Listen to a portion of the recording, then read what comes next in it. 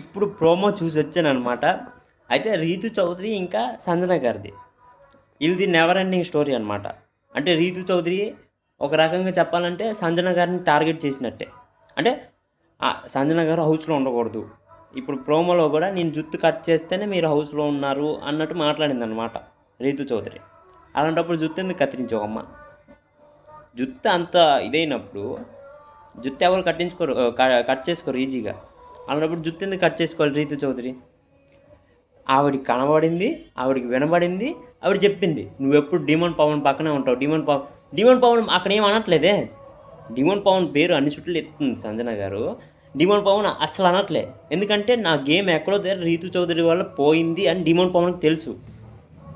అయితే రీతు చౌదరి ఏమంచో సంజన గారిని క్యాప్టెన్సీ నుంచి తొలగించిందనమాట. అయితే రీతు చౌదరి మీద మీరేమో ఒపీనియన్, మీరేమనుకుంటున్నారు కదా కామెంట్ చేయండి.